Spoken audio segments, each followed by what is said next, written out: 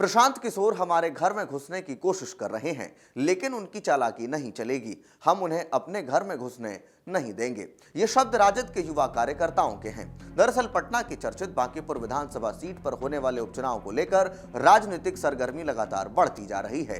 Bharatiya Janata party, Jan Suraaj और राष्ट्रीय जनता दल यानी राजद के बीच मुकाबला बेहद दिलचस्प होता जा रहा है। इस बीच नेता प्रतिपक्ष तेजस्वी यादव के यूरोप दौरे पर होने के कारण राजद ने पटना स्थित प्रदेश कार्यालय में युवा राजद राज्य कार्यकारिणी की अहम बैठक बुलाई। बैठक में संगठन को मजबूत करने, बांकीपुर उपचुनाव की रणनीति तय करने और आगामी विधानसभा चुनाव की तैयारियों पर विस्तार से चर्चा की गई। बैठक में युवा राजद के प्रदेश अध्यक्ष राजेश यादव ने कार्यकर्ताओं में जोश भरते हुए कहा, भाजपा भगाओ, बिहार बचाओ। उन्होंने कहा कि बांकीपुर उपचुनाव केवल एक विधानसभा सीट का चुनाव नहीं, बल्कि राजद और तेजस्वी यादव की राजनीतिक प्रतिष्ठा से जुड़ा हुआ है।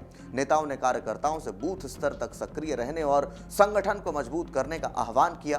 बैठक में संगठन को और मजबूत बनाने पर सबसे अधिक जोर दिया गया।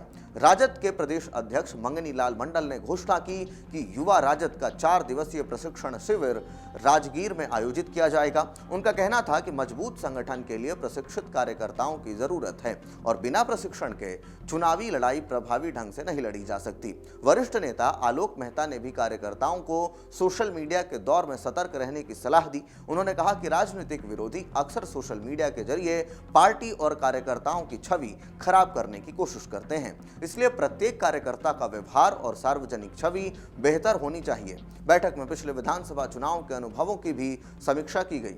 राजद के प्रदेश प्रवक्ता चितरंजन गगन ने कहा कि पिछले चुनाव में पार्टी का वोट प्रतिशत बढ़ा था, लेकिन कई स्थानों पर आपसी खींचतान और कमजोर रणनीति के कारण जीत नहीं मिल सकी। उन्होंने कार्यकर्ताओं से स्थानीय मुद्दों को प्रमुखता से उठाने और लोगों के बीच सामाजिक कार्यकर्ता की तरह काम करने की अपील की।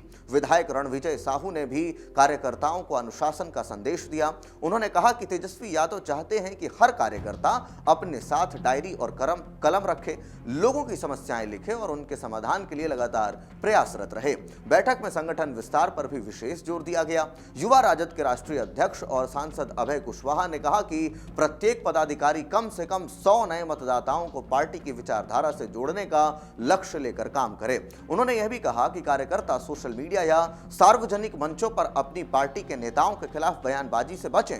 एमएलसी सुनील कुमार ने कहा कि राजद के लिए मुख्य मुद्दे सामाजिक न्याय, रोजगार और जनता के अधिकार हैं। उन्होंने दावा किया कि आवास और सुरक्षा जैसे मुद्दों पर भाजपा लालू परिवार को झुका नहीं सकी।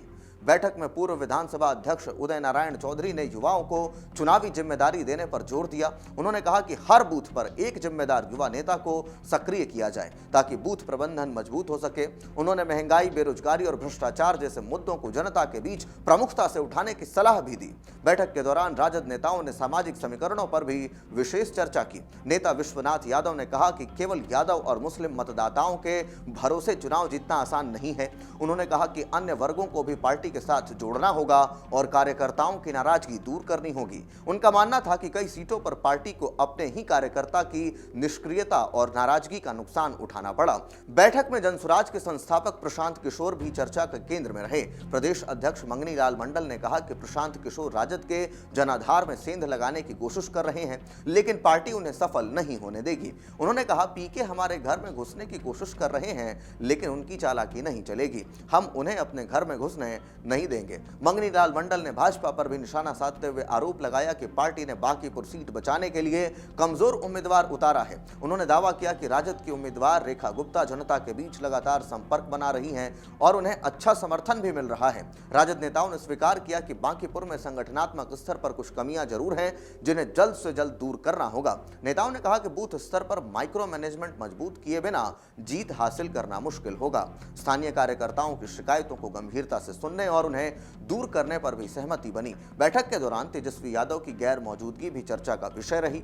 जानकारी के अनुसार तेजस्वी यादव 24 जुलाई को यूरोप दौरे से लौट सकते हैं, जबकि बांकीपुर में चुनाव 28 जुलाई को समाप्त होगा। ऐसे में संभावना है कि प्रचार के अंतिम 4 दिनों में वे पूरी ताकत के साथ चुनावी अभियान में उतरेंगे। दूसरी ओर राजद सुप्रीमो लालू प्रसाद यादव स्वास्थ्य कारणों से सक्रिय चुनाव प्रचार से दूर हैं। प्रदेश अध्यक्ष मंगनी लाल मंडल भी सीमित कार्यक्रमों में ही शामिल हो पा रहे हैं। ऐसे में फिलहाल बांकीपुर में राजद की चुनावी जिम्मेदारी स्थानीय नेताओं और संगठन के कंधों पर है। अब यह देखना दिलचस्प होगा कि अंतिम चरण के प्रचार में तेजस्वी यादव की सक्रियता और युवा राजद की नई रणनीति बांकीपुर उपचुनाव के नतीजों पर कितना असर डालती है। भाजपा, जनसुराज और राजद के बीच त्रिकोणीय मुकाबले में हर दल अपने समीकरण को मजबूत करने में जुटा हुआ है। तो ऐसे में एक तरफ जहां पप्पू यादव लगातार राजद के प्रत्याशी पर हमलावर थे, तेजस्वी यादव के गायब होने पर हमलावर थे, वहीं दूसरी ओर अब तेजस्वी ने अपने कार्यकर्ताओं, युवा कार्यकर्ताओं के कंधों पर बड़ी जिम्मेदारी दे दी है और लगातार मंगनी लाल मंडल समेत तमाम रणविजय साहू और तमाम नेता जो हैं वो एकजुट होकर के संगठन के जरिए वहां पर जीतने की कोशिश कर रहे हैं। फिर जब तेजस्वी यूरोप से लौटेंगे, 24 की संभावना है, तो फिर उसके बाद वो 28 तक 4 दिन के भीतर जो धुरंधर चुनाव प्रचार है, जो धुआंधार चुनाव प्रचार है, वो करते हुए नजर आएंगे। इस पूरे विषय को लेकर आप क्या कुछ सोचते हैं, कमेंट बॉक्स में हमें अपनी राय लिखकर जरूर दें। धन्यवाद। आपके राज्य की खबरें, आपके शहर की खबरें सबसे पहले जानने के लिए देखते रहें अमर उजाला। चैनल को सब्सक्राइब जरूर कर लें और पाएं हर अपडेट।